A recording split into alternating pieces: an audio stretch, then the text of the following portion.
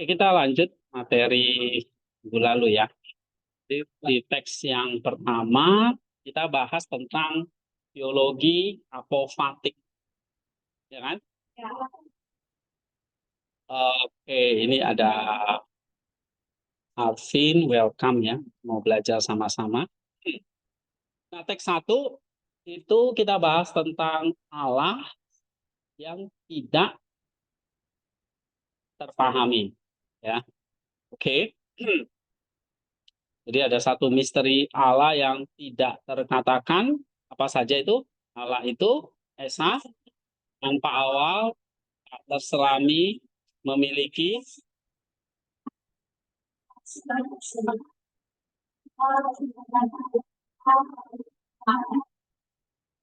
Oke, gitu ya. Kita udah bahas itu. Tapi bukan jalan buntu. Kenapa? Kalau Allah yang tidak terselami, Allah itu apalagi Allah itu cuma esa. Loh, bagaimana kita bisa memahaminya? Nah, makanya di sini ada namanya pewahyuan. Ya, seperti apa pewahyuan itu? Allah memilih untuk menjangkau kita dengan apa? Inkarnasi, ya. Dan 1 ayat 14 itu yang puncaknya adalah logos menjadi daging. Tapi sebelum sampai puncak, Allah itu mengakomodasi kita tuh dengan bertahap, ya, melalui para nabi, sampai akhirnya dia sendiri yang datang. Dia yang penuh kasih karunia dan kebenaran menjadi daging, ya. Oke. Nah, teks 1 itu kita bukan cuma akhir ya, membicarakan tentang Allah yang tidak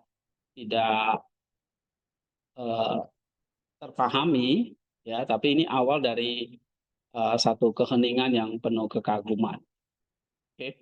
Yang membuat kita itu bisa semakin menghargai inkarnasi. Kenapa? Allah yang tidak terselami, dia punya ibaratnya apa? Kemarin saya pakai jurang ya, jurang pemisah yang begitu dalam, begitu jauh, yang nggak terjangkau oleh pikiran kita. Tapi ternyata dia bisa datang menjadi daging, ya, untuk mewahyukan dirinya, menyatakan kebenaran di dalam kitab suci ini, ya kan? Nah, makanya ada ajaran gereja, ada apa gereja yang kita pelajari hari ini, ya, karena Allah menjangkau kita. Nah, ini membuktikan bahwa Allah yang tidak terpahami ini, oke, dia berinkarnasi dan membuat kita itu makin bisa menghargai inkarnasi itu. Karena apa? Karena Allah yang jauh, yang transenden, justru sekarang dekat sama kita. Ya. Nah, jadi inkarnasi itu adalah menyatakan Allah yang sebetulnya nggak bisa kita pahami, sekarang bisa dipahami, gitu kira-kira. Ya. Oke. Nah, sekarang kita masuk ke teks yang kedua. Ya. Nah, ini kan diambil dari buku ini ya. First Century, ini Alvin ikut tapi mungkin dia belum tahu latar belakangnya. Kita ambil dari teks ini ya. 200 Texts on Theology and the Incarnate Dispensation of the Son of God, ya, yang ditulis oleh Maximus kepada Thalassius. Nah, kita baru bahas ini first century.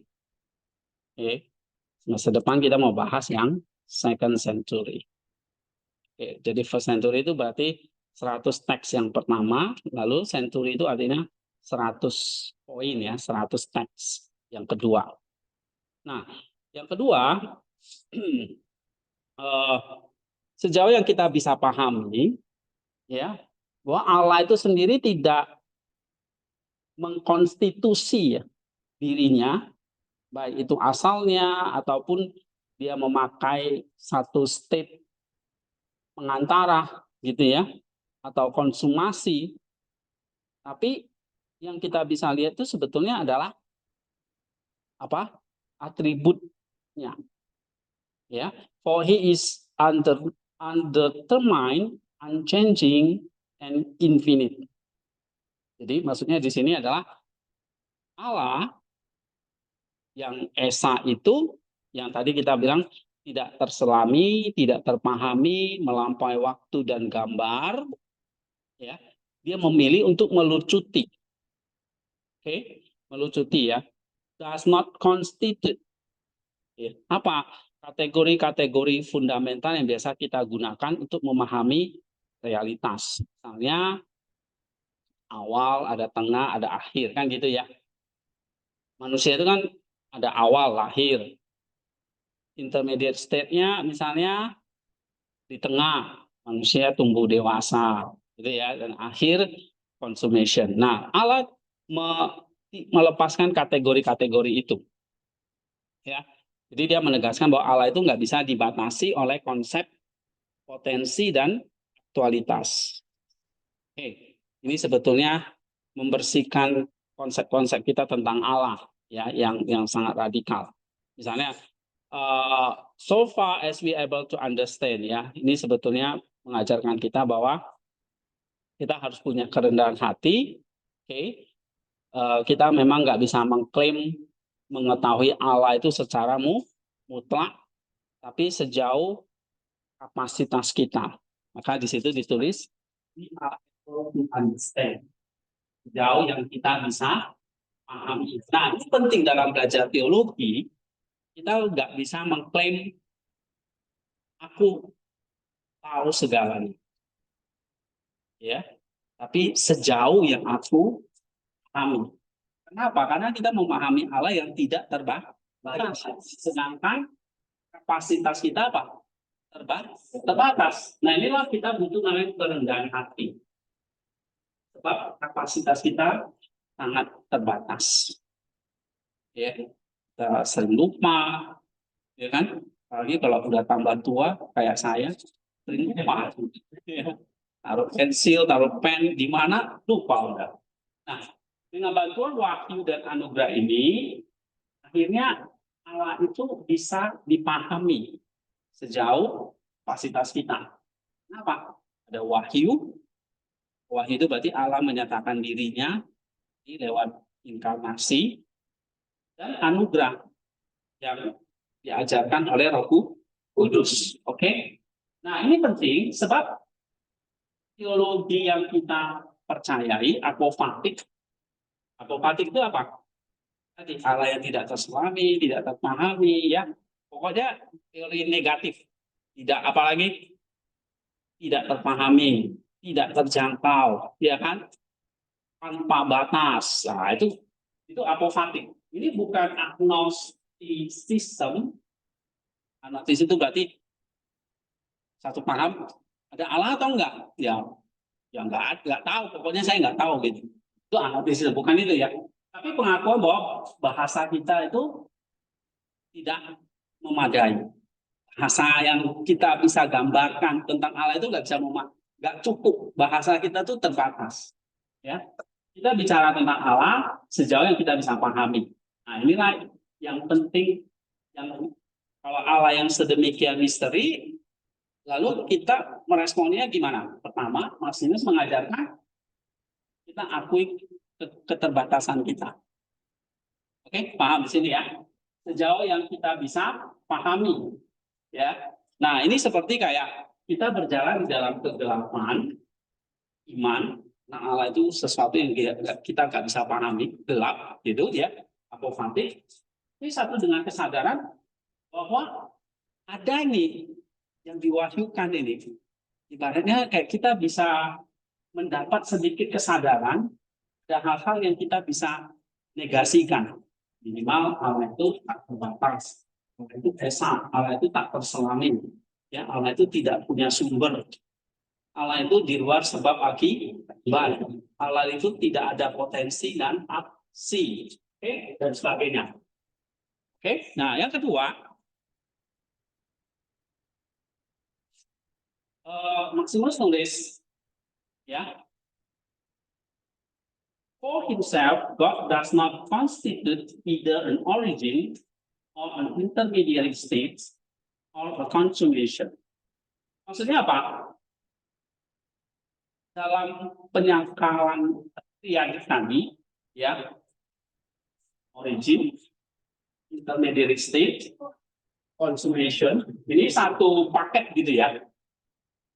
Kalau dalam ciptaan, dalam alam ciptaan, segala sesuatu itu dilihat punya sumber, ya kan? Lalu dia punya proses, lalu punya titik itu berakhir. Nah, di dalam alam nggak ada, paham? Dalam alam itu nggak ada. Oh, awal ada sumber, berarti dulu alam itu pernah nggak ada dong kalau ada sumbernya, kan gitu ya? Dia justru jadi apa? Sumber dari segala sumber gitu. Lalu Allah nggak bergerak, Allah tidak berproses. Kalau kita ciptaan berproses kan, kamu tumbuh dari kecil, sekarang besar, ntar lagi kamu tua kan gitu, ya kan? Nah, consummation titik di mana sesuatu mencapai sempurnaan atau berakhir. Ya contoh kayak pohon di sini ya, saya kasih contoh. Pohon dimulai dari biji, ya kan? Originnya asalnya dari biji. Kamu lihat pohon yang gede-gede itu semuanya dari yang kecil, dari biji yang kecil. Terus dia bertumbuh, berkembang, itu namanya intermediary state. Lalu dia menghasilkan buah, dan akhirnya pohon itu mati, consummation. Nah, demikian pula manusia ya. Dia lahir, dia hidup, dan dia mati atau bangkit nanti. Oke? Nah, Mas Yunus mengatakan bahwa bagi Allah dalam dirinya sendiri, ia bukan salah satu dari tiga itu. Makanya does not. Dia tidak mengkonstitusi, tidak mengambil proses itu. Oke? Dia tidak ambil dari tiga proses itu. Kenapa? Karena ketiganya itu yang berlaku bagi makhluk yang punya. Nah, Allah itu tadi kan kata dia tidak punya awal, tidak kekal. Ya, kalau manusia punya awal, ya kan? Oke, berarti manusia diciptakan. Oke. Nah, Allah tidak memiliki awal. Manusia punya awal, berarti tidak kekal. Nanti suatu saat akan mati. Tapi karena kita menempel kepada Allah, nanti kita jadi kekal gitu loh. Ya, makanya kekal karena anugerah. Oke. Nah, tidak mengalami perubahan, artinya dia selalu sempurna. Dan consummation dia nggak punya. Berarti dia apa? Abadi. Gitu. Ya. Oke. Jadi tidak tepat menyebut Allah itu sebagai awal dalam arti bahwa ia memulai keberadaannya. Tidak tepat menyebutnya tengah karena dia tidak sedang berproses ya menuju sesuatu, oke? Dan dia tidak tepat menyebutnya akhir karena dia tidak berhenti atau dia selesai, enggak. Jadi kalau paham agnostisisme ya itu mengatakan ya aku nggak tahu kalau Allah itu seperti itu. Ya. Kalau kita percaya Allah itu adalah Allah yang apa? Yang abadi, yang kekal, yang selalu sempurna, kan tidak ada yang namanya origin, proses, dan terakhir. Oke, itu ya. Nah, kemudian kalau kita perhatikan di sini, nanti di dalam teks 10, ya, Allah itu disebut sebagai origin, intermediary state, dan consummation. Nah, ini ada pengecualian. Tapi ketika dia berelasi dengan ciptaannya. Jadi bisa dikatakan sebagai pencipta, pemelihara, dan tujuan hidup. Oke? Tapi itu bahasa ekonomi keselamatan, ekonominya. Bukan bahasa ontologis, tapi bahasa karya keselamatan. Bisa. Dia sebagai sumber dari segala sumber karena dia pencipta. Tapi katanya tadi dia nggak punya sumber. Dia nggak ada sumbernya. Tapi kok bisa dia dikatakan sebagai pencipta, sebagai sumber anik dalam hal ekonomi keselamatan? Ada di sini. Allah itu nggak memelihara, nggak berproses. Tapi yang berproses apa? Ciptaan. Maka dia disebut pemelihara. Allah itu sebagai tujuan akhir bagi ciptaannya. Dia sendiri bukan, atau itu adalah tujuan akhir bagi dia. Ya. Jadi kita harus bedakan antara bahasa oikonomia dan bahasa ontologis. Ya, ontologis itu keberadaan Allah sendiri itu nggak punya awal, tengah, akhir. Itu intinya. Tapi ciptaan punya awal, tengah, akhir. Ketika dia berhubungan dengan ciptaannya, maka dia bisa disebut sebagai apa? Pencipta. Jadi dia sebagai sumber. Pemelihara, berarti dia memelihara. Ya kan? Tujuan akhir, berarti dia menjadi konsumasi. Ya, tujuan akhir dari makhluk. Nah, sedangkan teks 2 ini bicara soal teologi ya, ontologis. Allah di dalam dirinya sendiri. Jadi beda konteks ya. Oke, nanti kamu lihat di teks 10 nanti. Nah, kemudian Maximus menulis gini. Anything else that which all can be seen to qualify naturally, things that are sequent to him. Tapi ini kita perhatikan, bukan hanya origin, intermediate, consummation, tapi segala hal yang alamnya mengkualifikasi hal-hal yang ada setelah alam.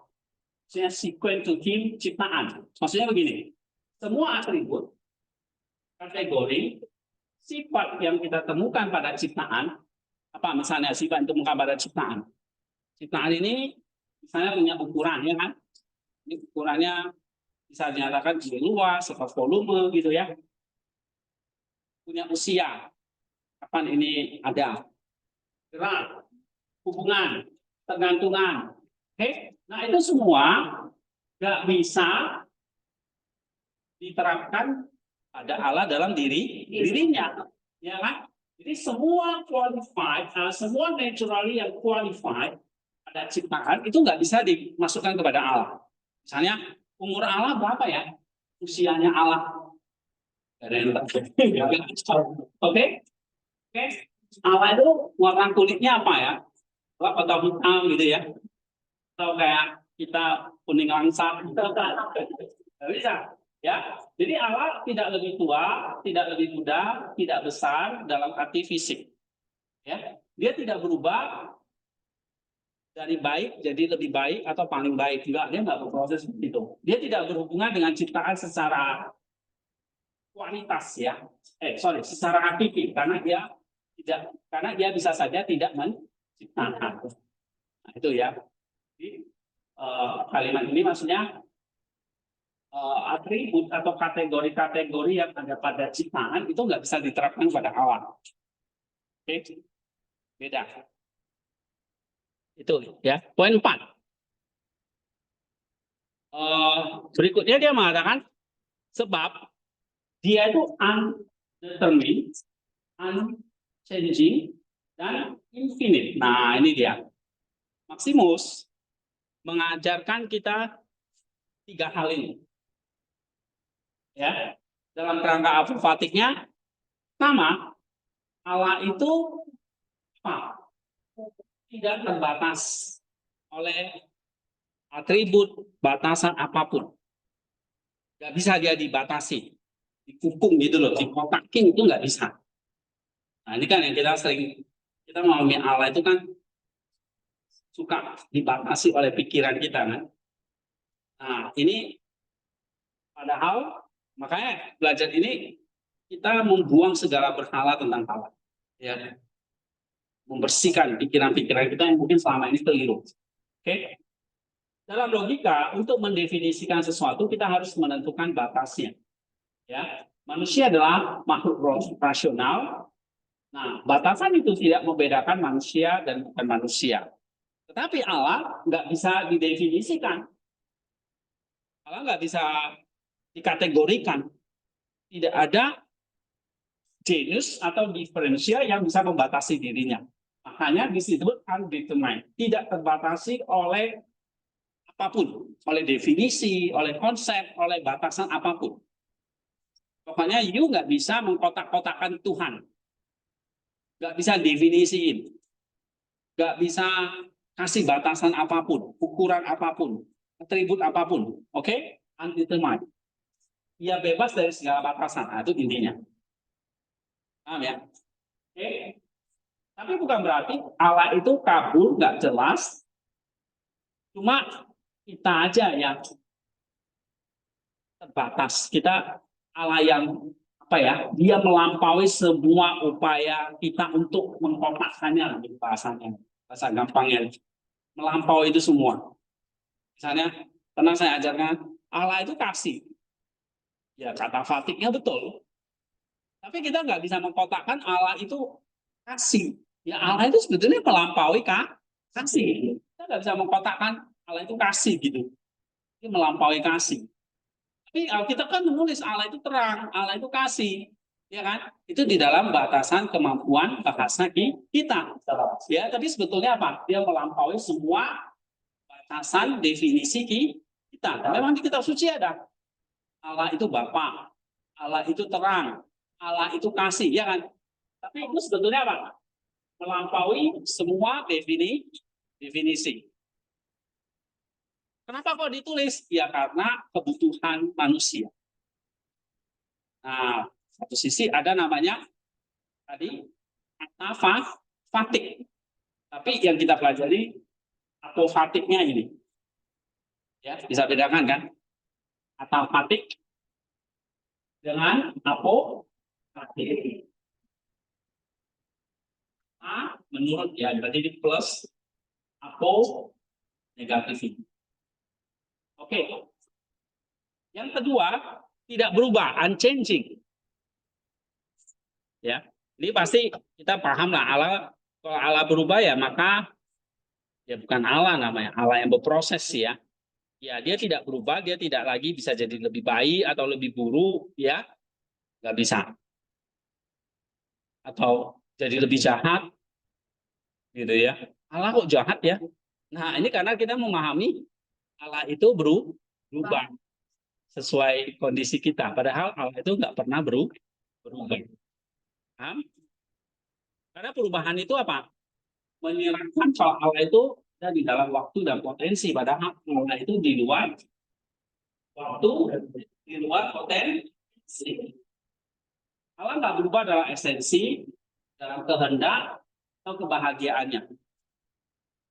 Di dalam Alkitab kan Allah itu pernah berubah loh. Misalnya dalam hal apa contoh kasusnya ya, dia memperpanjang usia Raja Hizkia misalnya. Kok Allah itu pelin-pelan ya berubah ya?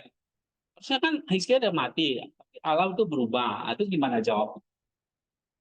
Allah tidak berubah di dalam sensi kehendak kebahagiaannya sendiri. Tapi di dalam perekonomian nanti, di dalam karya keselamatan, kenapa dia memperpanjang umur Hizkia, itu ada hubungannya dengan karya keselamatan. Nah, Allah tanda petik seolah-olah berubah. Padahal itu tidak. Ya, nanti kita bahas itu. Oke? Nah, namun dia berubah dalam hubungannya dengan ciptaan yang berubah. Nih ya. Contoh, ya tadi, dia bisa murka terhadap dosa. Ya, tapi itu adalah perubahan pada efeknya, bukan pada dirinya. Nah, Maximus menegaskan ketidakperubahan ini sebagai perlindungan terhadap gagasan bahwa Allah berkembang atau belajar seperti makhluk. Tidak, Allah nggak perlu belajar seperti kita. Allah tidak perlu berkembang, berproses, supaya dia jadi lebih hebat. Nggak perlu. Ya, oke, ngerti? Ini ngeri-ngeri sedap ini. Ngerti nggak nih? Ya, oke, ada pertanyaan nggak? Kalau dijelasin gini lebih ngerti ya. Kalau baca aja, hah? Mesti disusuin terus ya. Ya, sering kali jika ya. Nah, tiba-tiba nanti setelah itu mungkin ada nabi atau hakim. Oh, dia kayak dibujuk, nggak marah lagi gitu ya. Jadi kayak nanti ada kalimat yang sering sering muncul ya, kata menyesal. Menyesal ya, betul. Menyesal.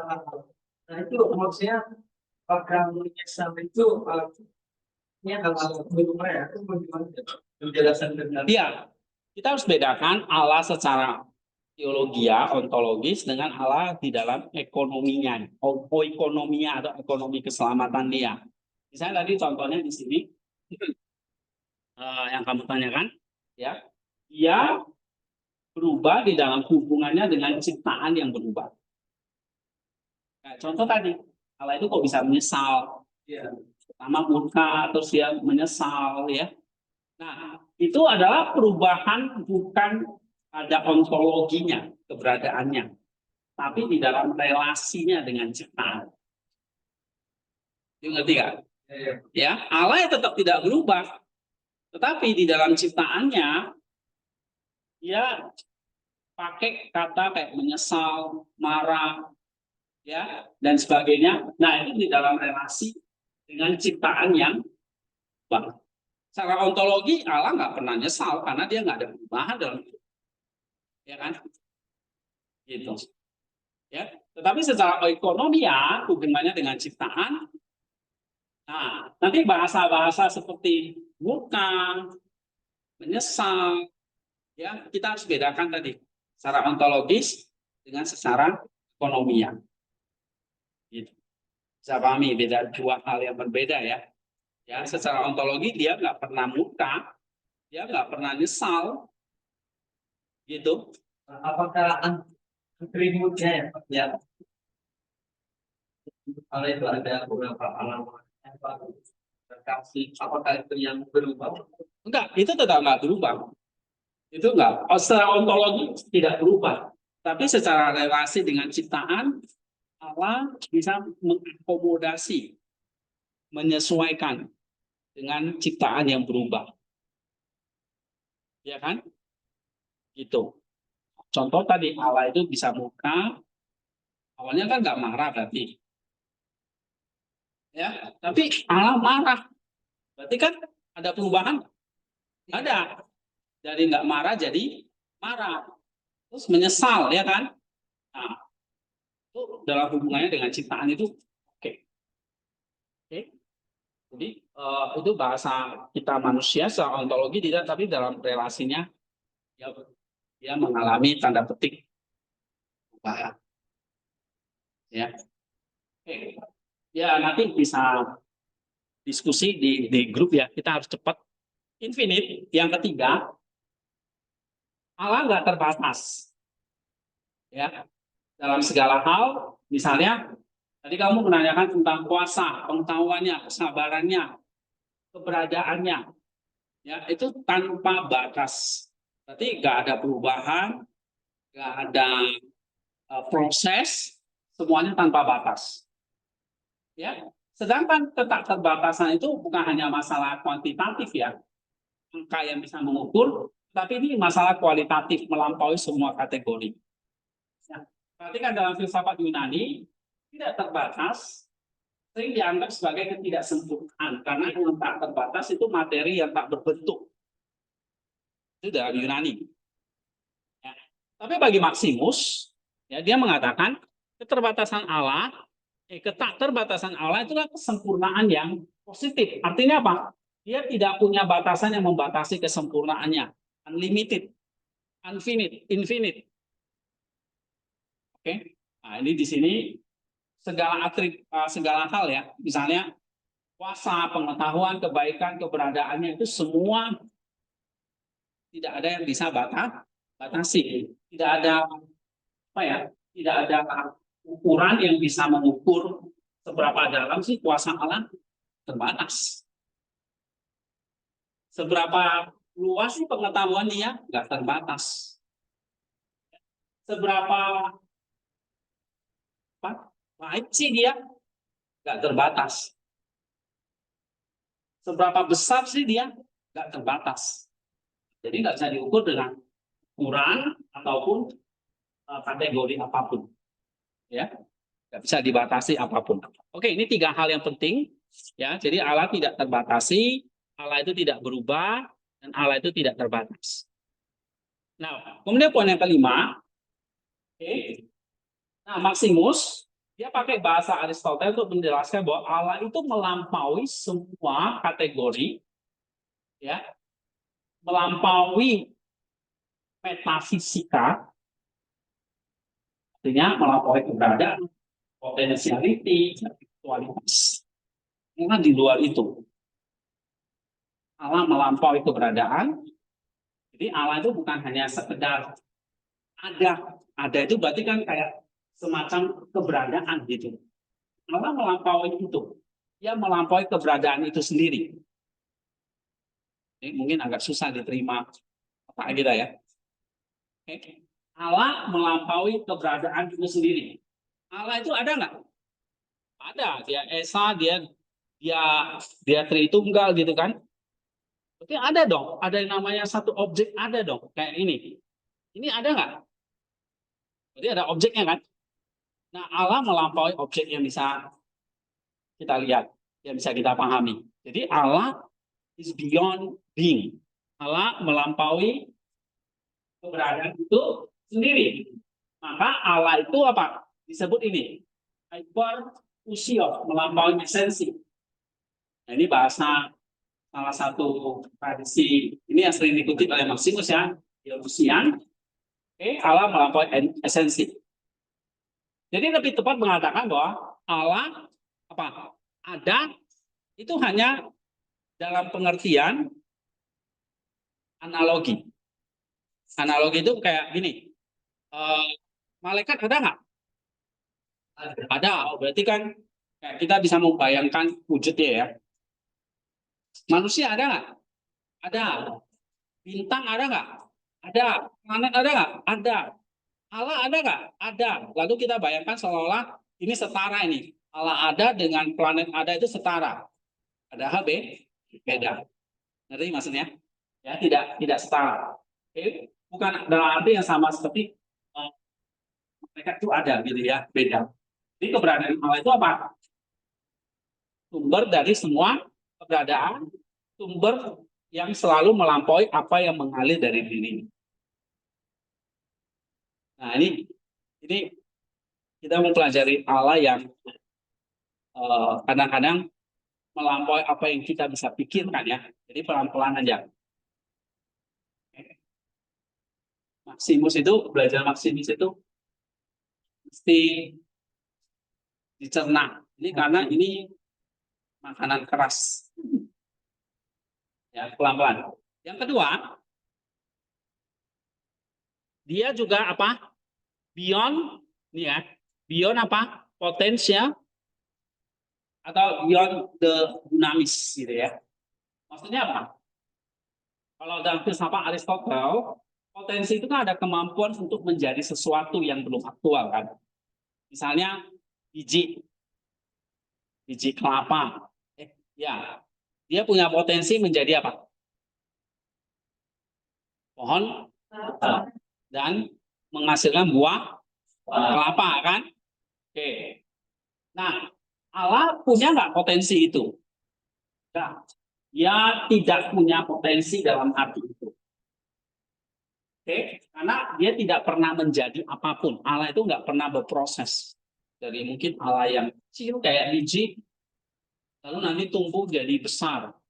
Kayak pohon kelapa, lalu menghasilkan buah kelapa. Nah, Allah di luar kategori seperti itu. Nah, karena apa? Dia beyond, melampaui potensi. Ya, paham di sini? Nah, Allah melampaui seluruh kategori potensi. Artinya apa? Jika kita bicara potensi logis, ya, Allah tidak terbatas pada ruang kemungkinan. Dia adalah penentu kemungkinan itu sendiri. Jadi melampaui semua kategori, masuk potensi yang logis. Oke, nah kalau nggak ada potensi, ya apa? Dia juga beyond aktualisasi. Oke, Allah melampaui aktualitas itu sendiri. Kenapa? Karena aktualitas dalam ciptaan selalu terbatas dan terkait dengan potensi. Jadi kalau tadi biji kelapa punya potensi, maka aktualitasnya apa? Ya buah kelapa, ya kan? Nah, Allah nggak ada yang namanya aktualisasi. Jadi nggak ada namanya potensi Allah, lalu Allah berubah menjadi aktualitas. Nggak pernah, nggak ada gitu. Oke, jadi pokoknya Allah tidak berproses seperti itu. Tidak ada potensi dan aktualitas. Paham di sini? Oke. Nah, Allah memiliki energi, tetapi energi itu tidak sama dengan kualitas. Allah adalah aktualitas murni dalam bahasa skolastik. Tapi Maximus mengatakan bahwa kategori aktualitas murni tidak cukup. Allah secara tidak terhingga melampaui apapun yang dapat kita pikirkan sebagai aktualitas. Melampaui apapun yang dapat kita pikirkan sebagai potensi. Itu ya. Nah, ini poin yang kedua. Jadi dengan kata lain, Allah bukan objek dari metafisika manapun. Maka dia nggak bisa, maka dia mengatakan Allah itu ada nggak? Allah itu ada dan nggak ada gitu. Ada karena ini analogi. Kalau kita mengatakan Allah itu nggak ada, nanti kita jadi ateis kan. Allah itu ada tapi melampaui yang ada gitu. Karena dia bukan objek metafisik yang kita bisa jangkau, kita pahami. Bagus kamu nyambung ya. Oke? Biasanya nggak nyambung. Sehat. Lagi sehat. Ya. Oke. Coba baca. Ia adalah realitas yang hanya didekati melalui iman, nyaman, doa, negasi. jalan negasi. Jadi gimana Pak? Kok bisa ngerti Allah yang begini? Ya kamu iman. Kok iman nah Allah ini? Memang kamu nggak bisa amati kok. Kamu cuma perlu percaya. Ya, dan kamu doakan dan jalan negasi. Ini belajar teologi apofatiknya. Terus Setiap predikat filosofis, bahkan yang tertinggi seperti being, one, esa, good, baik, ya kan? Adalah langkah di tangga yang harus ditinggalkan ketika kita mencapai kegelapan iman. Iya. Jadi kalau dalam kegelapan iman, ya, kamu cuma bisa mengatakan being one good. Itu kayak langkah atau tangga yang kita tinggalkan di dalam kegelapan. Gitu. Oke? Nah, teks 2 ini dia tidak hadir sendiri ya. Jadi kalau teks 1 dia menetapkan Allah tidak dapat dikenal melalui gambar alami, tidak terjangkau, tanpa awal, tadi ya sudah kita bahas, tidak terselami. Nah, teks 2 ini mengajarkan kepada kita bahwa Allah nggak masuk di dalam rangkaian tadi origin, intermediary, dan consummation.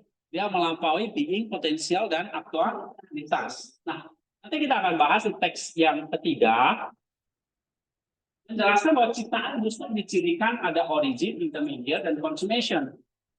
Ciptaan ya, kayak kita manusia, karena ciptaan punya potensi dan aktualitas. Nah, sehingga teks 2 dan 3 ini satu kontras yang disengaja. Apa yang tidak berlaku bagi Allah, kontrasnya kamu lihat berlaku bagi ciptaan. Jadi kalau Allah nggak punya potensi, ciptaan punya. Allah nggak punya sumber, ciptaan punya sumber. Allah nggak punya aktualitas, ciptaan punya aktualitas. Allah tidak berproses, ciptaan berproses. Pokoknya kontras saja. Allah enggak, manusia ya, gitu. Ngerti nggak? Kontras ya. Kontras yang disengaja. Apa implikasinya kalau kita belajar ini? Coba baca ya. Kita cenderung membayangkan Allah sebagai awal atau sumber bantuan saat kita butuh. Nah, atau pemandu yang menemani dan akhir atau tujuan hidup kita. Ya. Itu semua benar dalam Oikonomia. Oikonomia, tetapi Maximus mengingatkan bahwa dalam dirinya sendiri Allah melampaui semua peran. Iya. Jadi kalau mengatakan tadi dalam oikonomia iya, Allah kelihatan dia menyesal, dia murka, tapi sebetulnya dia melampaui itu. Dalam hubungan dengan relasi iya, Allah nggak pernah berubah. Secara ontologis, tapi dengan kita nanti belajar kata fatiknya, ya dia seperti sahabat, dia seperti bapak. Oke? Nah, itu uniknya. Maka ada inkarnasi. Jadi Alkitab itu udah nggak kasih kunci. Allah itu nyesal, Allah itu murka, Allah itu bahagia, Allah itu sukacita. Itu bahasa-bahasa inkarnasi yang nanti kita bisa lihat sendiri di dalam Kristus. Ya kan? Dia bisa dilihat, diraba, dirasakan. Apa yang kita lihat dari kita raba dari Kristus? Oh, dia bisa menangis, dia bisa marah, ya kan? Dia bisa lapar, dia bisa apa lagi? Kristus itu. Nah, itu semua bahasa ekonomia. Tapi yang kita lihat di sini ada bahasa teologi. Teologi apa? Apofatik, ya, bahasa ontologis. Nah, kalau kita belajar demikian, ini mengingatkan kita apa? Ini mengingatkan kita apa? Nih, di dalam dirinya Allah itu melampaui semua yang kita bisa bayangkan. Ya, dia tidak bergantung pada kebutuhan kita untuk menjadi dirinya. Jadi kalau seandainya nggak ada saya, ada Allah nggak ya? Ya nggak tergantung kamu gitu. Oke. Nah ini memurnikan iman kita dari utilitarianisme religius. Maksudnya apa? Kita nggak berdoa hanya untuk memanfaatkan Allah. Nah itu kita hindari ya. Tapi karena ia layak disembah, terlepas dari apa yang kita berikan kepada kita. Jadi Allah itu nggak bergantung sama kita, jangan terbalik gitu. Itu yang implikasi yang kita bisa pelajari ya. Yang kedua, baca lagi B. Melawan reduksionisme proses teologi. Nah, terus beberapa teolog modern misalnya teologi proses membayangkan Allah sebagai sesuatu yang berubah bersama dunia yang memiliki potensi yang bergerak dari satu keadaan ke keadaan lain. Nah, ini teologi proses itu ada proses teologi. Nah, kita nggak percaya teologi itu ya. Terus Maximus dengan tegas menolak ini. Allah tidak berubah, tidak memiliki potensi yang belum diaktualkan dan melampaui proses. Ini bukan berarti Allah statis dan mati. Dia adalah kehidupan yang dinamis secara tunggal atau gerakan cinta tritunggal. Tetapi dinamis itu tidak sama dengan perubahan temporal. Iya, kita mau melawan satu ajaran mengatakan Allah itu pelan-pelan berkembang, berproses sama kayak manusia. Itu ada namanya ajaran dalam teologi modern itu namanya teologi proses. Nah, kita menolak itu. Ya. Yang C. Dasar untuk doa kontemplatif. Dalam doa Hesychastos, kita tidak hanya meminta sesuatu kepada Allah. Kita juga diam di hadapannya, menyadari bahwa Ia melampaui semua kata dan konsep. Teks 2 memberikan izin teologis untuk melepaskan semua gambaran tentang Allah sebagai origin, proses atau tujuan dalam doa. Kita berdiri dalam keheningan, mengakui bahwa Ia tidak berbatasi, tidak berubah, tak sehingga dan melampaui segala pemikiran. Itulah inti dari Hesychastos. Ketenangan batin di hadapan Gusti. Ini doa yang paling tinggi. Doa tanpa kata-kata, kita hanya berdiri di dalam keheningan dan 8 iman. Apa? Ya. Allah itu Mister. Jadi kita nggak minta apa-apa gitu. Kita tidak hanya minta sesuatu kepada, tapi kita hanya bisa berdiri diam dan menyadari bahwa dia melampaui semua apa yang bisa kita katakan dan konsepnya.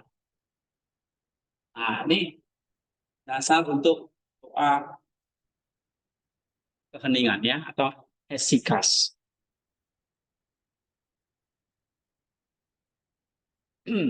Lalu untuk apa kita belajar ini sebagai mahasiswa di sini? Nah, saya tambahkan, kita jangan buru-buru mendefinisikan hal.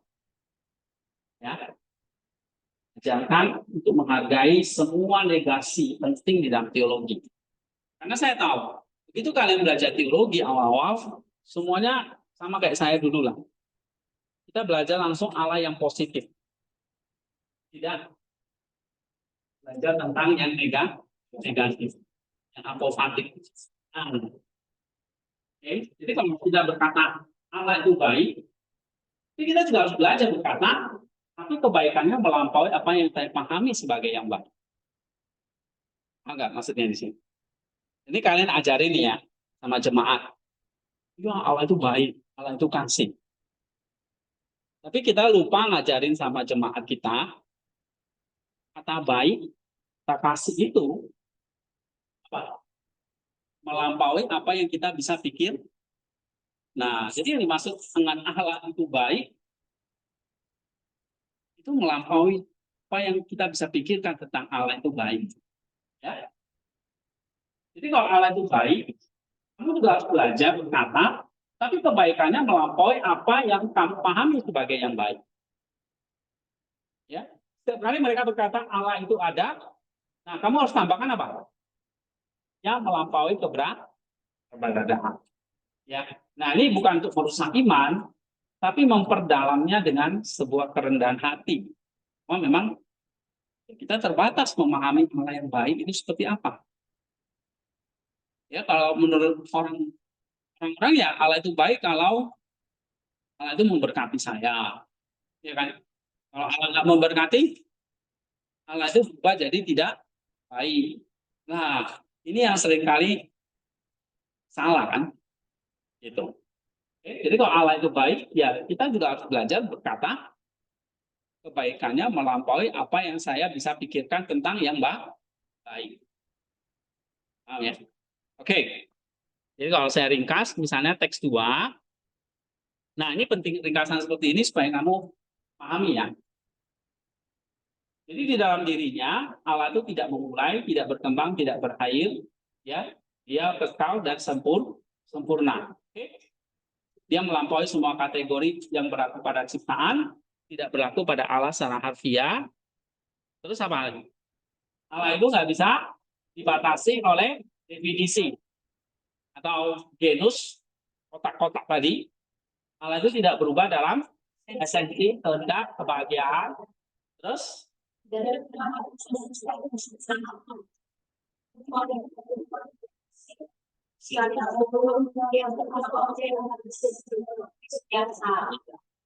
nggak bukan objek yang kita bisa analisis, yang kita pelajari kayak benda buku gitu ya. Nah, dia melampaui itu. Nah, jadi kesimpulannya apa? Coba baca, Selvin. Kesimpulan teks 2 adalah pembuktian besar-besaran terhadap kecenderungan kita untuk membayangkan Allah sebagai makhluk di antara makhluk. Nah, ini kecenderungan kita. Oke. Yang memiliki awal dan akhir. Yang berubah-ubah, yang terbatas, masih dengan lembut namun tegas menarik tamu kita yang masih berusaha memegang Allah dengan konsep-konsep. Dia mengajak kita untuk berdiri dalam kegelapan yang terang, di mana kita tidak lagi bertanya kapan atau bagaimana. Tidak lagi mencari asal, proses, atau tujuan, tetapi hanya menyembah dalam Dia. Nah, itu yang penting. Menyembah Dia di dalam Dia. Ini yang selama hilang dalam teologi kita. Kita selalu mengatakan Allah itu kasih. Tapi kita nggak ngerti. Kasihnya itu melampaui yang kita bisa pikir. Benar kan? Allah itu ada. Tapi kita nggak menyadari bahwa Allah itu melampaui yang ada. Oke. Nah, terus Allah melampaui semua itu. Iya. Dia bukan sekedar origin atau kosmos. Karena sebagai origin, dia origin ya. Origin asal mula gitu ya. Dia akan bergantung pada ciptaan untuk menjadi origin. Dia bukan intermediary state karena ia tidak berproses. Tidak berproses. Dia bukan konsumasi karena ia tidak berakhir atau menjadi selesai. Dia adalah ada yang tak terkatakan, yang bahkan kata ada pun terlalu kecil.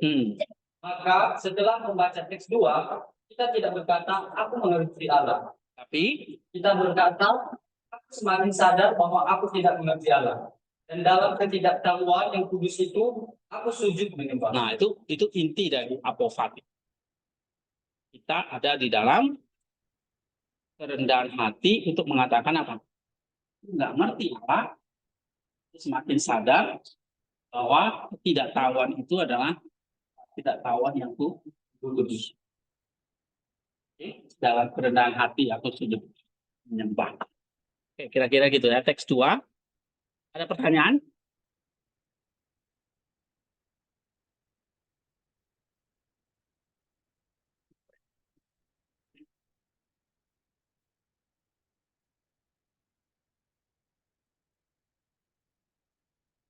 Oke.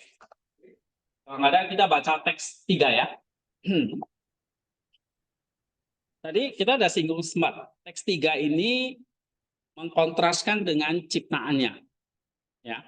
Nah, kalau tadi Allah tidak berproses, ciptaan berproses. Kalau tadi ciptaan Allah tidak punya potensi, nah atau berproses bertumbuh, nah ciptaan punya potensi dan bertumbuh. Ya. Nah, jadi teks 3 ini adalah kebalikan dari teks 2. Kalau teks 2 itu menjelaskan apa yang tidak berlaku bagi Allah. Misalnya apa?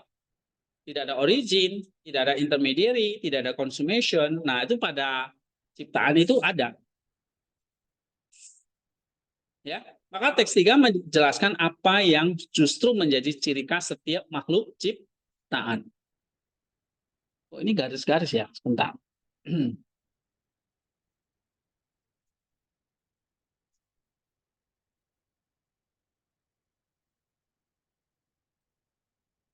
Oke. Nah, sekarang kita lihat. Kalau Allah tidak punya origin, state, dan consummation, tetapi ciptaannya itu punya. Berarti di sini maksudnya apa? Coba baca, Arvin. Every being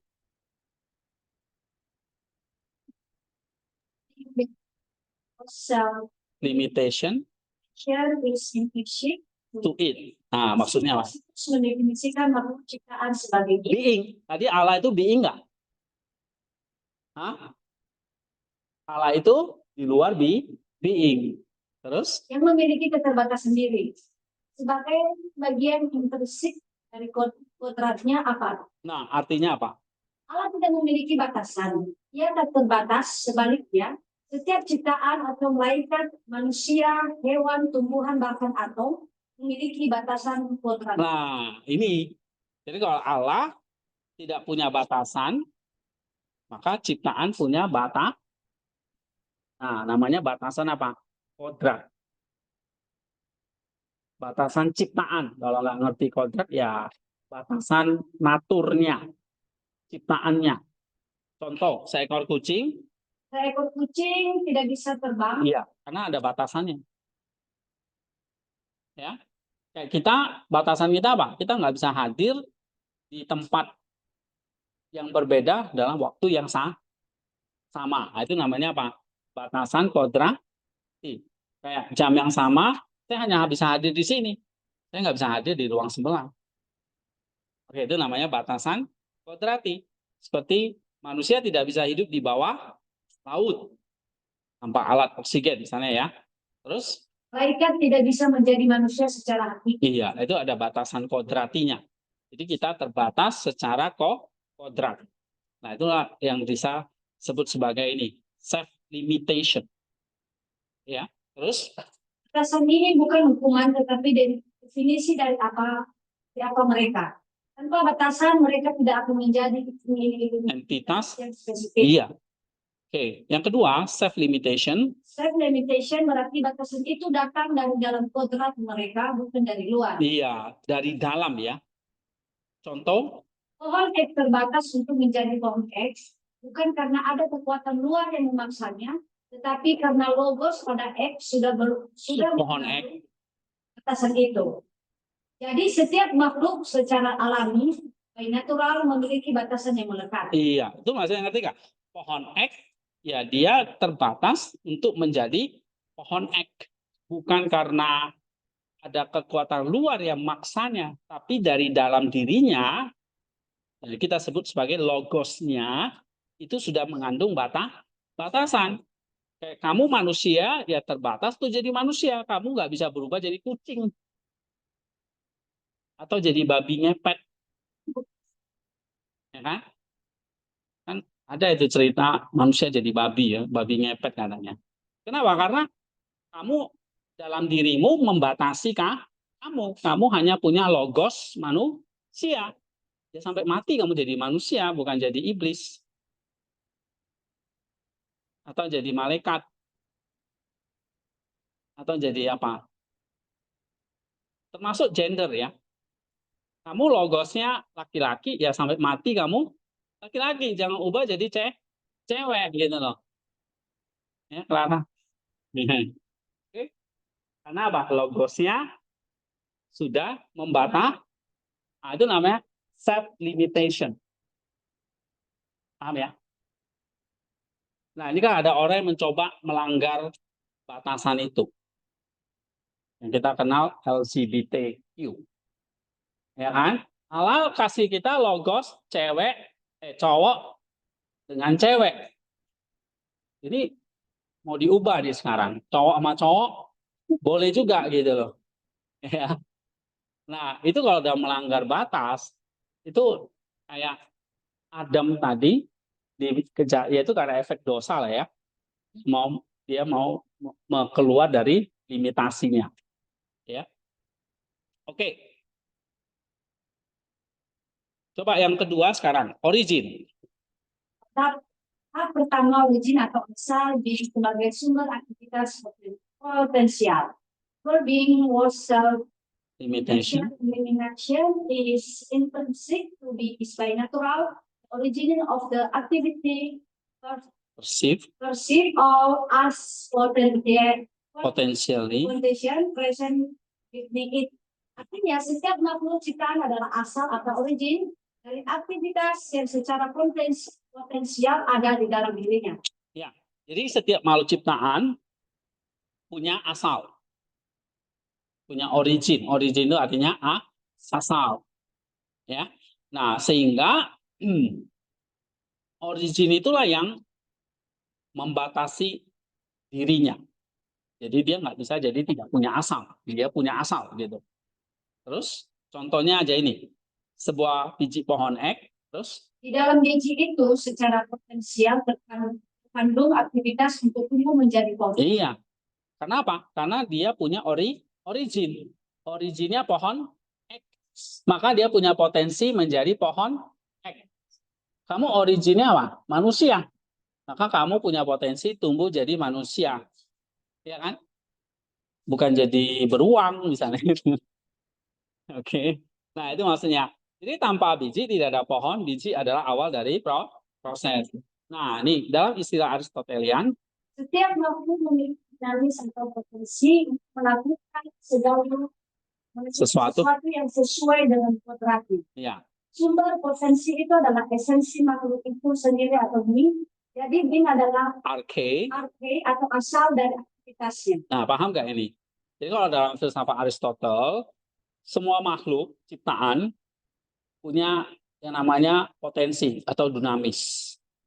Ya. Untuk melakukan sesuatu sesuai dengan kodratnya atau asalnya tadi. Jadi kalau manusia punya potensi jadi manusia. Jadi dia bisa melakukan segala yang dimiliki oleh potensi manusia. Misalnya manusia bisa berpikir, nah, maka kamu lahir bisa berpikir gitu. Ya, maka semua potensi itulah yang menjadi esensi dari keberadaan kita. Nah, potensi manusia misalnya dengan anjing beda. Maka esensinya beda. Oke. Nah, esensi atau keberadaan tadi itu yang menunjukkan asal dari aktivitasnya. Jadi aktivitasmu tergantung kepada kamu asalnya dari mana, diingnya dari mana. Maka manusia bertindaklah jadi manusia, jangan kayak monyet. Ya kan? Lompat sana, lompat sini. ambil sana, ambil sini, nggak permisi, itu monyet. Tapi asal kita bukan dari monyet, maka di sini jangan jadi Oke, asal kita menunjukkan aktivitas di kita. Asalmu apa? Kodratmu apa? Biingmu apa? Manusia. Jadi bertindak seperti ya. Jangan kayak anjing.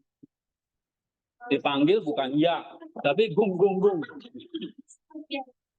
Oke.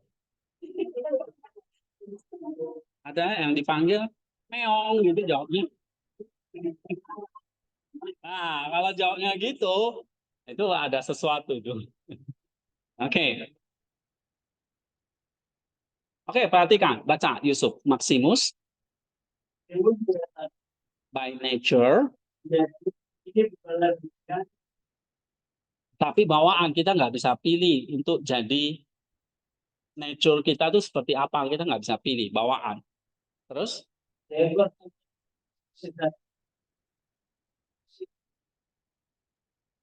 berasal dari kodrat subjektif. iya, kayak tadi monyet, dia bisa lompat sana lompat sini kan, karena dia punya potensi monyet, berasal dari kodrat bawaannya, gitu.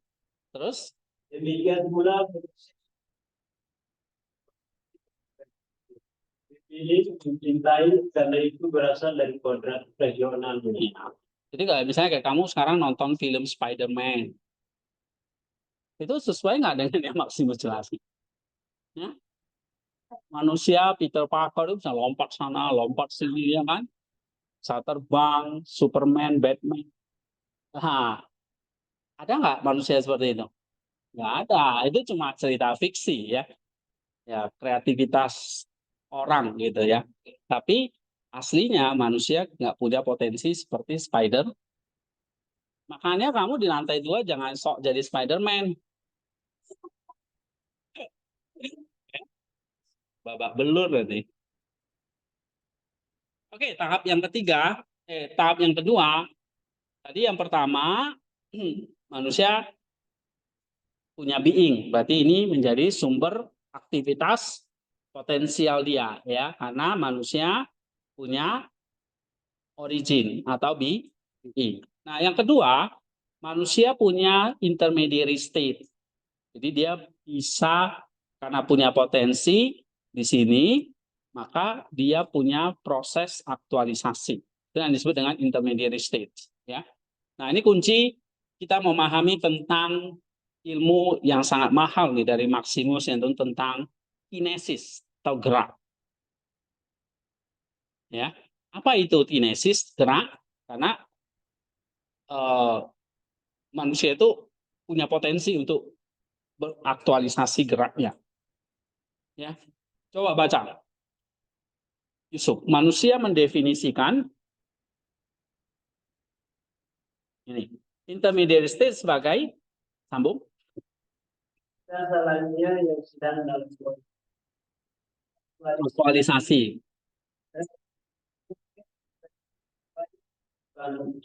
Temporal yang diemban. Itself. Esensi makhluk yang memiliki potensi. Kalau being berarti punya potensi. Oke. Tapi kalau dia punya apa namanya gerak atau kinesis, berarti dia punya apa? Proses aktualisasi. Ya, ini aktivitas yang sedang bergerak, yang sedang berlangsung menuju satu tujuan. Nah, aktivitas ini secara konseptual berada setelah being. Jadi gerak ini ada setelah being, ya, bukan sebelum being. Terus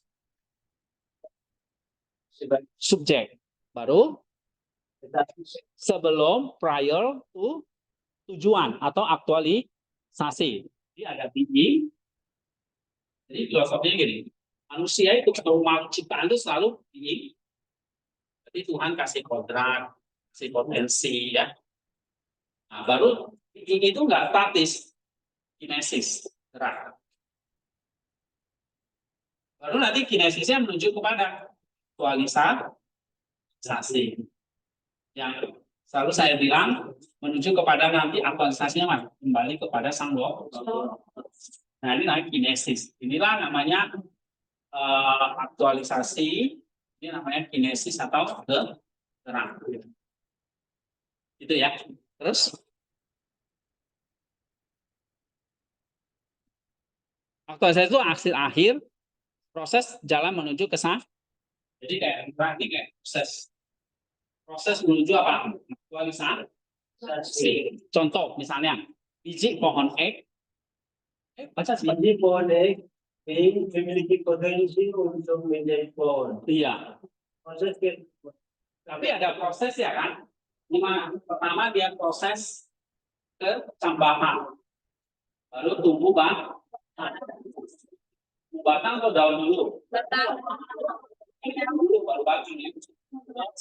Baru daun. Nah, itulah namanya kinesis atau aktivitas alamiah dalam proses aktualisasi. Nah, ini kita sebut sebagai intermediaristik. Ini di tengah namanya.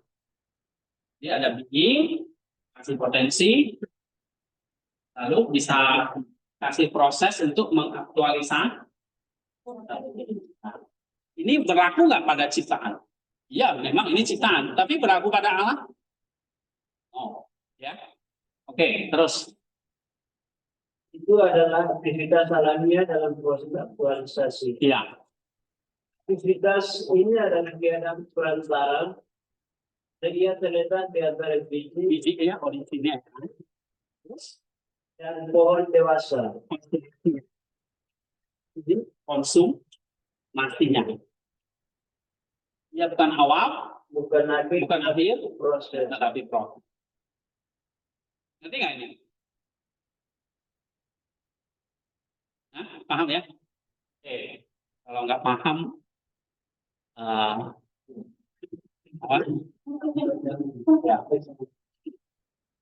Oke, baca lagi. Maximus. Maximus menekankan bahwa keadaan perantara ini secara alami By nature, ya. pada setiap makhluk yang memiliki potensi dan belum mencapai aktualisasi penuh. Ini bukan kegagalan tetapi struktur otonomis ciptaan. Ya. Ini bukan kegagalan, tapi memang sedang by nature-nya dia apa? Punya potensi untuk mencapai konsumasi atau aktualisasi. Oke. Sekarang yang ketiga, consummation atau penyelesaian. Nah, ini adalah aktualisasi yang dibatasi oleh prinsip batin. Nah, maksudnya apa? Coba kita baca. Aktualisasi, gantian ini. Aktualisasi adalah Hasil dari potensi dan ini menjadi pohon ek. Dewasa ini adalah aktualisasi.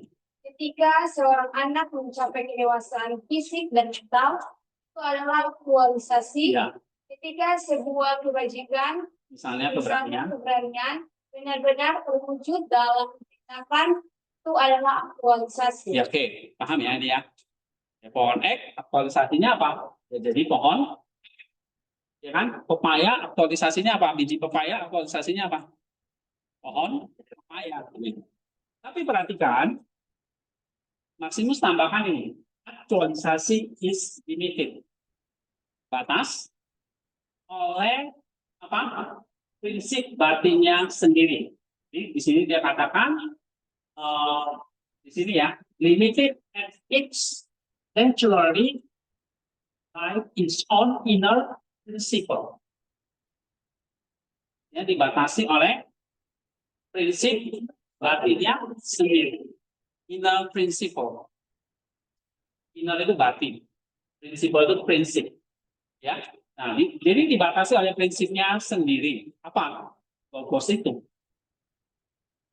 Kita manusia, kita dibatasi oleh prinsip logos. Burung dibatasi oleh logos burung. Gitu. Tadi kan saya kasih contoh. Kamu jadi manusia yang seutuhnya karena logos manusia laki-laki. Jadi juga jangan jadi perempuan. Melanggar logos. Gitu ya. Nah, terus Artinya pohon ek tidak bisa menjadi pohon mangga. Nah, laki-laki nggak bisa jadi perempuan. Aktualisasinya terbatas pada menjadi pohon ek yang sempurna. Terbatas. Pohon ek doang. Dia nggak bisa jadi pohon mangga. Francisca ya Francisca. Nggak bisa jadi Paula. Ya, aku nyamar lah jadi Paula kan nggak bisa gitu. Terus? Bukan yang lain. Demikian pula manusia tidak bisa menjadi malaikat secara kodrat. Oke, manusia nggak bisa jadi malaikat. Jadi burung gitu. Atau jadi Spider-Man. Ya, jadi Batman. Gitu. Terus? Aktualisasi tertinggi manusia adalah menjadi manusia yang sempurna. Nah, terus? Menurut gambar Allah. Bukan berubah esensi menjadi malaikat. Oke, itu ya. Karena logos kita dibatasi oleh apa? Inner principle. Aktualisasi kita dibatasi oleh inner principle. Maksudnya dibatasi oleh logos dari makhluk tersebut. Pohon tetap jadi pohon. Maksudnya pohon ek tetap jadi pohon ek. Manusia tetap jadi manusia. Malaikat, walaupun dia beraktualisasi, tetap jadi malaikat. Dia nggak berubah secara being. Ya, logosnya nggak berubah. Oke. Baca lagi. Maximus ingin menunjukkan bahwa setiap makhluk ciptaan memiliki struktur 3 tahap ini. Origin selalu ingat yang namanya origin, berarti dia punya being dengan segala potensi. Yang kedua, intermediary state. Coba ngomong semuanya. Intermediary state. Berarti dia punya aktualisasi atau kita sebut sebagai apa? Ini atau gerak, ya. Dia punya gerak. Yang ketiga, consummation, ya, atau aktualisasi yang final tapi terbatas. Ini hukum kodrat bagi segala sesuatu yang diciptakan. Ini artinya apa? Ini jadi hukum kita di dalam ciptaan. Itu tumbuhan, itu hewan, pokoknya yang makhluk. Ya, makhluk itu apa aja? Malaikat, manusia, tumbuhan, dan binatang. Ada lagi? Alien? Percaya ada alien nggak? Oke. Kira-kira Maximus, saya nggak ada alien.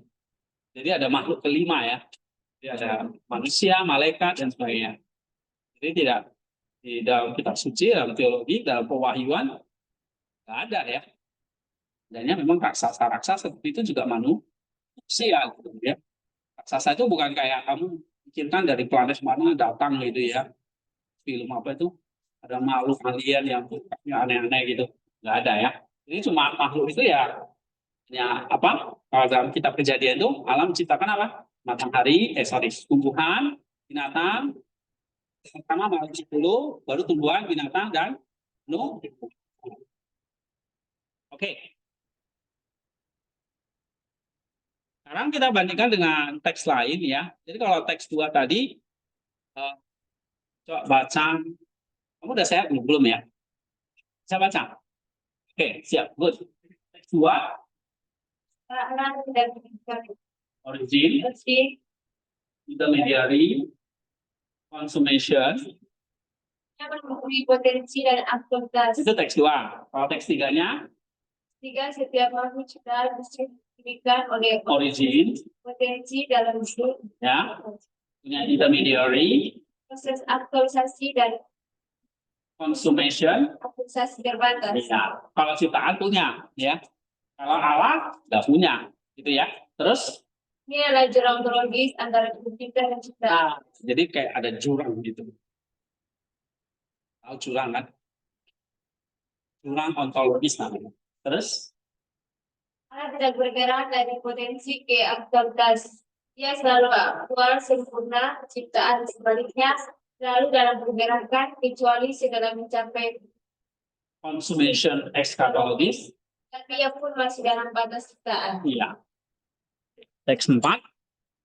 Teks 4 nanti akan menyimpulkan bahwa Allah tidak dapat disebut Intermediary.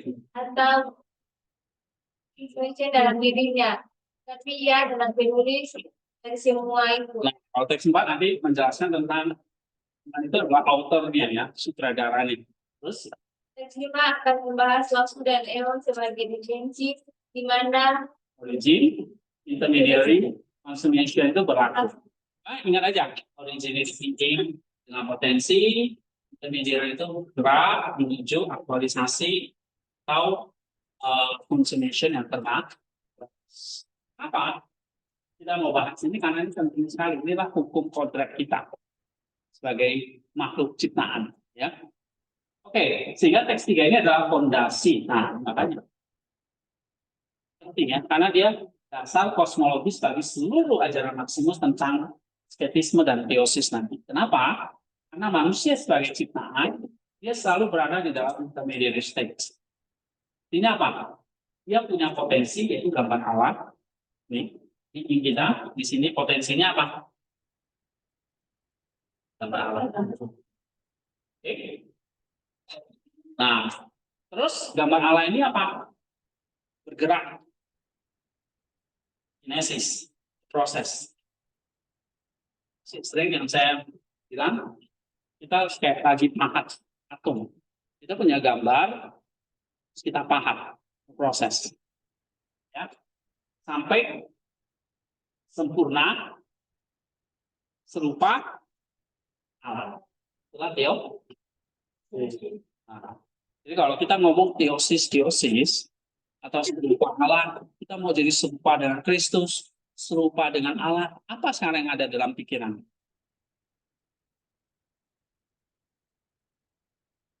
Setelah belajar ini, jadi, aku adalah gambar Allah sebagai potensi being yang sekarang sedang bergerak menuju maaf, ya kan? Jadi, kalau kamu misalnya kita menjadi serupa dengan Allah, maksudnya apa sekarang dalam pikiran? Jadi kamu punya hukum kodrat, yaitu apa? Aku adalah being, punya asal,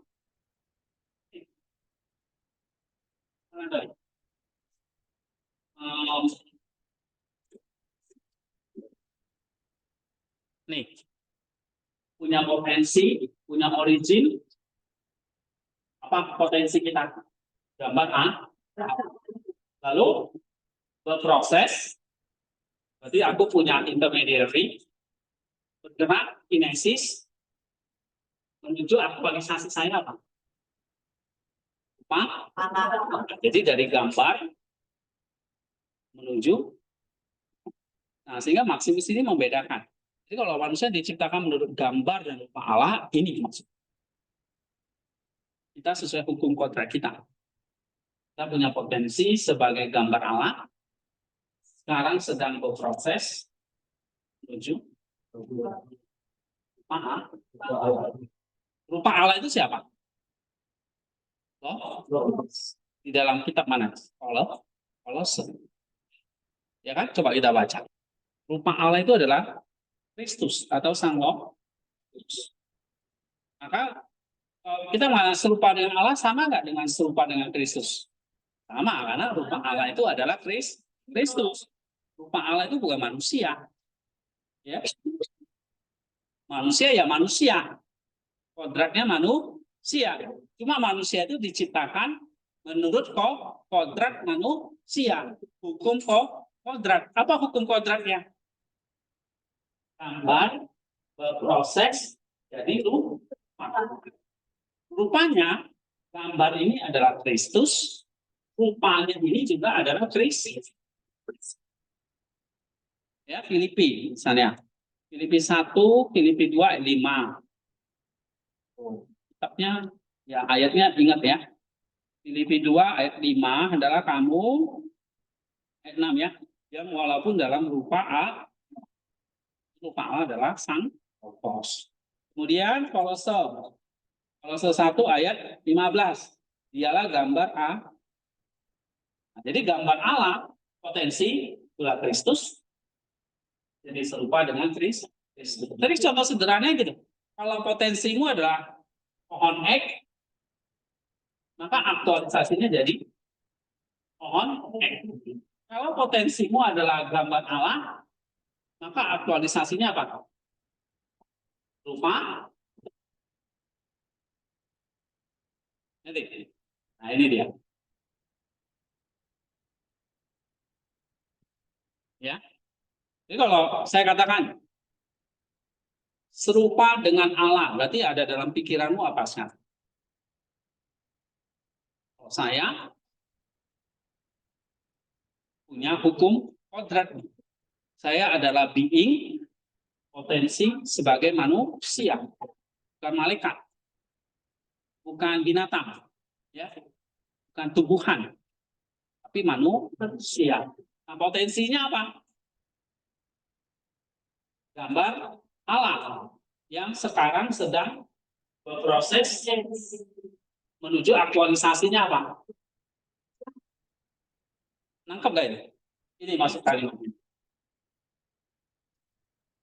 Sehingga seluruh kehidupan kita ini itu proses aktualisasi kebajikan dan kontemplasi. Ya, yang bergerak dari origin menuju consummation. Ya, originnya lahir baru dalam Kristus menuju consummation, keserupaan dengan Allah dalam kemuliaan atau dalam Kristus. Tapi di dunia ini nggak final. Consummation di dunia ini nggak pernah final. Selalu ada ekspektasis. Ekspektasi itu kayak pen ya. Ada peregangan depan. Jadi kita akan menjadi serupa dengan Allah itu tidak titik. Terus diregangkan. Nah, Allah itu tanpa batas. Ya. Jadi kita menjadi serupa Allah yang tanpa batas, sehingga sempurnaan kita itu ekspektasi, nggak akan pernah habisnya. Terus disempurnakan. Ya. Makanya kita adalah makhluk yang sedang dalam perjalanan. Nah, dalam kan? Hah? Apa mindang?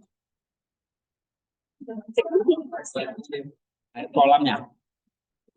Oke, kita baca manusia sebagai being in motion. Coba. Nih. Imelda. Kita sering merasa frustasi karena belum sempurna. Saya ingin langsung menjadi kudus tanpa proses. Nah, Maximus mengingatkan bahwa ketidaksempurnaan bukanlah kegagalan, tapi struktur. Jadi kita berproses itu oke. Kamu gambar Allah kan? Yang sekarang di banyak lumpur dosanya lah, banyak nodanya. Kayak foto yang udah lama dipajang, tapi banyak debu, banyak noda. Nah, maksudnya mengajarkan kesempurnaan itu dicapai melalui apa? Proses.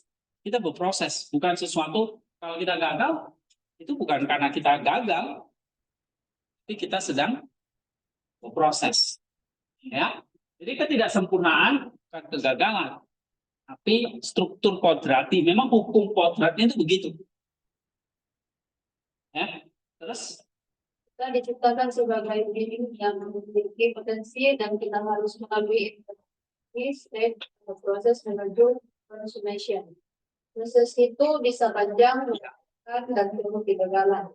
Tapi itulah satu kegagalan. selain berproses, kamu nggak bisa lahir gambar Allah, lalu besoknya jadi rupa Allah.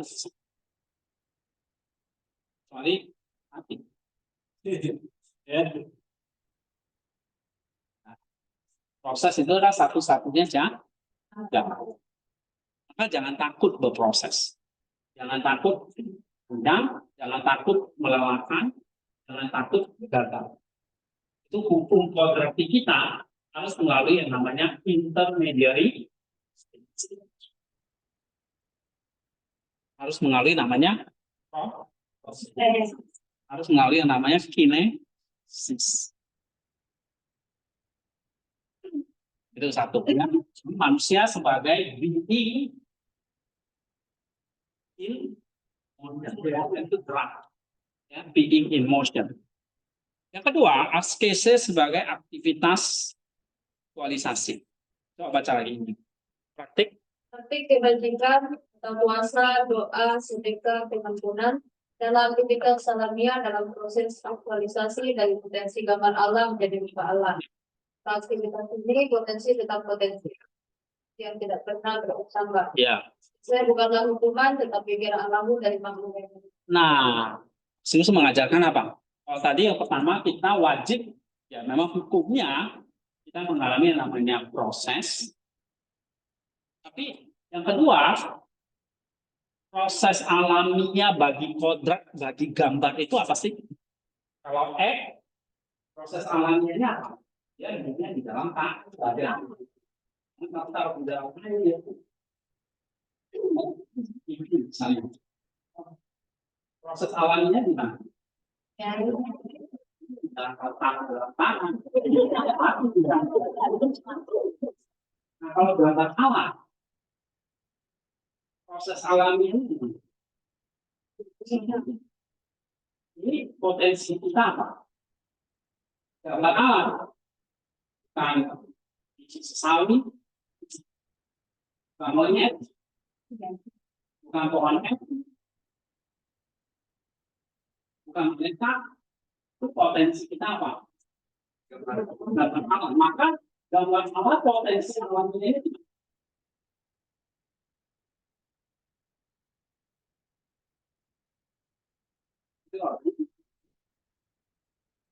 potensi alamnya hancur.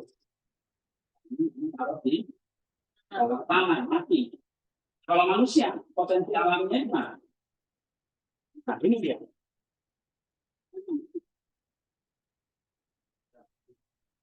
Praktik kebaji. Kenapa? Karena Allah itu kebaji. Allah itu suka ini kan pasti bisa kan? Seperti puasa, doa, sedekah, pengampunan, hal-hal yang baik semua. Oke? Ya kan? Nah, maka askese itu adalah proses alamnya kita.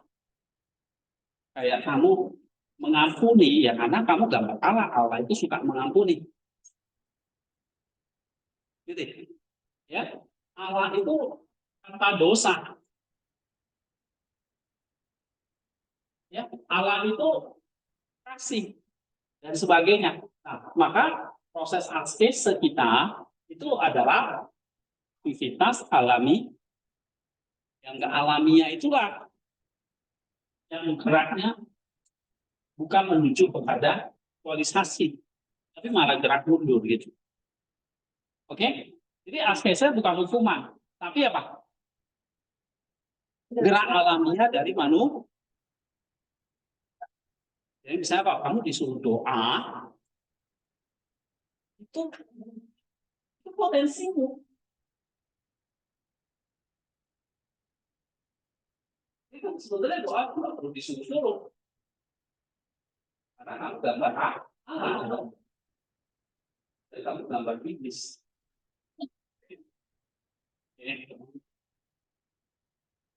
Itu maksudnya di sini. Ya.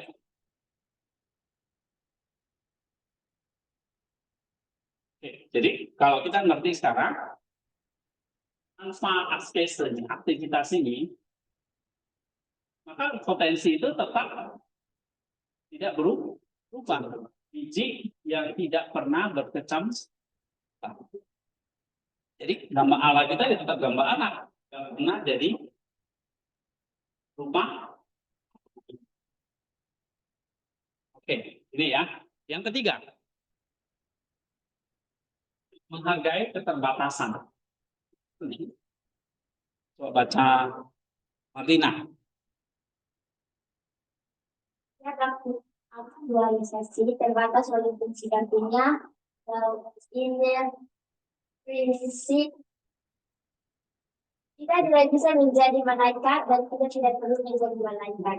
Kita dipanggil untuk menjadi manusia yang sempurna menurut Yesus, bukan makhluk lain.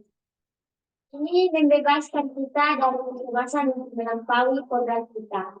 Teosis bukanlah perubahan esensi, dan partisipasi sempurna dalam energi lahir sesuai dengan kapasitas kemanusiaan kita. Iya, jadi ada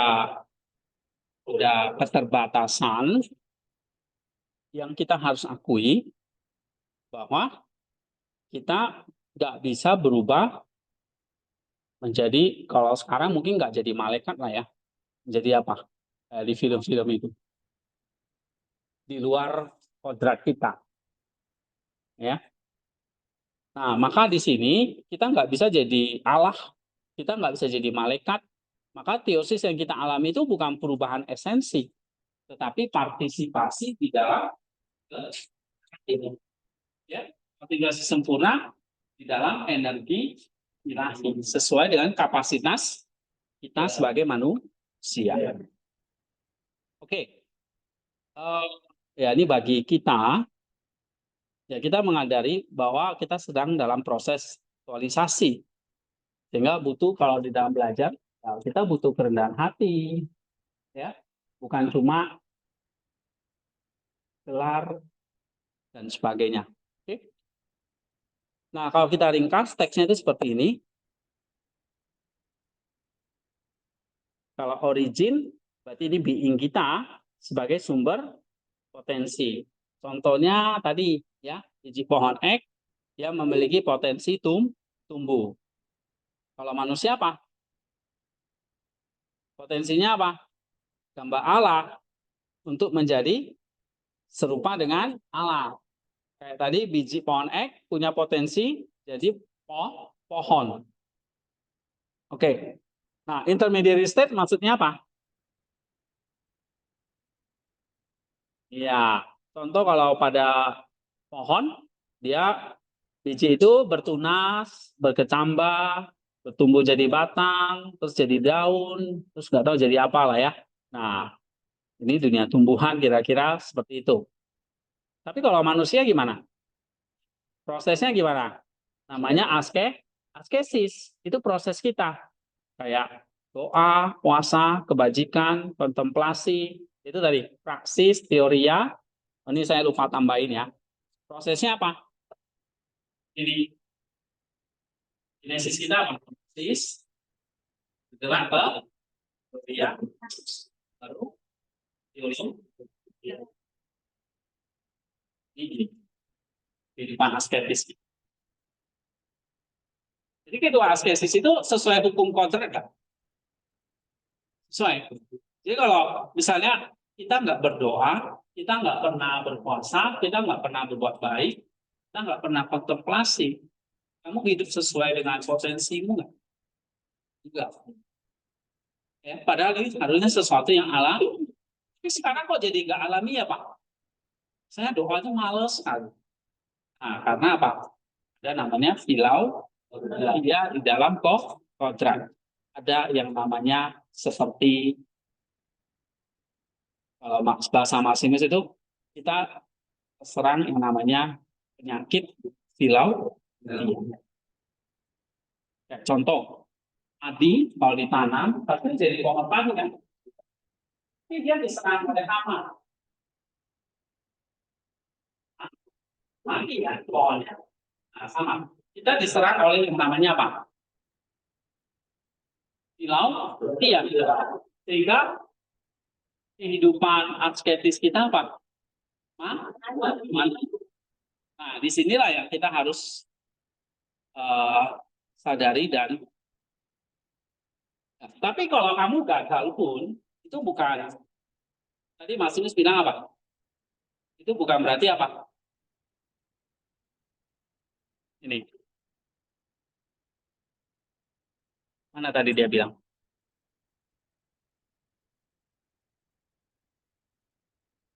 Kalau kamu pun gagal, itu bukan sebuah, kalau kamu tidak sempurna, itu bukan sebuah kegagalan, tapi itu proses yang kita jalani. Ya. Oke, berikutnya consummation. Consummation itu apa? Realisasi finalnya yang terbatas oleh prinsipality. Jadi pohon yang dewasa ya realisasinya menghasilkan buah. Kalau manusia teosis serupa dengan A, tapi tetap sebagai manusia kan menjadi buah secara esensi. Kodrat kita tetap manusia, bukan jadi alam. Nah, kalau kita jadi alam itu pemahaman panteisme. Kita nggak percaya ya, kayak Buddhisme dan sebagainya. Kalau kita jadi Buddha, kita jadi Allah, enggak. Ya, kalau dalam kekristenan itu ada namanya bidat namanya Mormon. Nah, semua manusia itu jadi Allah. Nah, kita nggak percaya. Kita tetap sebagai manusia. Kenapa? Karena kodrat kita sudah didesain terbatas, nggak bisa berubah. Kayak Spider-Man, manusia jadi Spider-Man sendiri ya, nggak bisa. Oke, nah tadi yang dikatakan di situ kita punya yang namanya inner apa? Tadi di sini.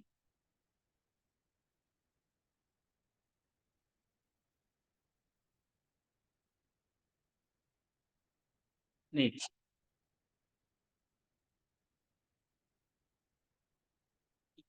Self limitation. Ya. Atau inner limitation.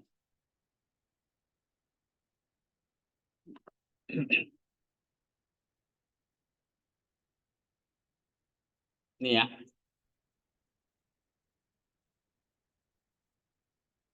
Nih. Kita benar-benar terbatas, limited oleh inner principle. Jadi kalau kita, kodrat kita manusia, ya tetap sampai selama-lamanya manusia. Jadi Neti jangan bermimpi kamu suatu saat jadi Wonder Woman misalnya. Ya. Itu cuma di film.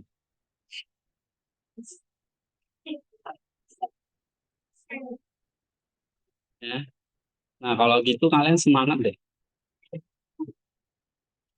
Oke, coba baca Destita. Kesimpulan kita. Teks 3. Untuk kita adalah antar dalam proses dan berkehidupan. Ini bukan kelemahan, tetapi keindahan dari desain alam. Kita tidak statis seperti batu. Kita adalah makhluk yang bergerak karena sudah dikasih potensi menjadi aktu. Ya. Terus Kita bergerak seperti sungai menuju lautan. Iya. Dan dalam gerakan itu kita menemukan makna karena gerakan kita diarahkan oleh logos batin yang diberikan Allah. Iya, logos batin itu yang dikasih inner principle tadi, ya. Apa? Logos atau logo ini ya. Terus Dan Mas mengajak kita untuk menerima status kemudian dengan sukacita, bukan dengan substansi. Kita bukan Allah, kita tidak sempurna sekarang. kita sempurna sekarang. Tapi kita diingatkan lagi, kita bergeraknya mau kemana? Jadi serupa dengan A. Tapi jangan lupa, kamu kalau nanti jadi pendeta sukses, kamu jangan serupa dengan A. Jangan serupa dengan orang tertentu gitu ya. Oke, baca lagi. Tapi kita sedang dalam perjalanan menuju kesempurnaan.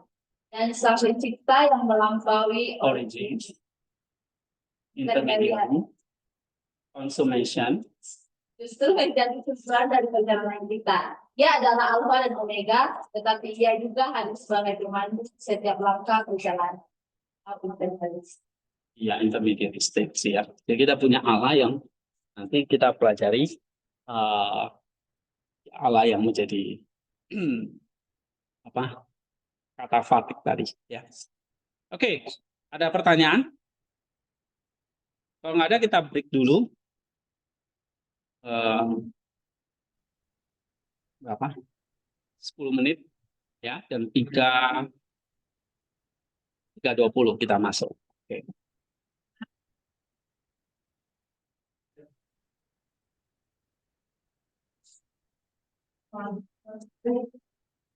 Kita break dulu, Vin. Oke. Oh, Nggak sampai dengar jam berapa, suaranya. Hen? Sampai jam berapa? Nanti. Halo, halo.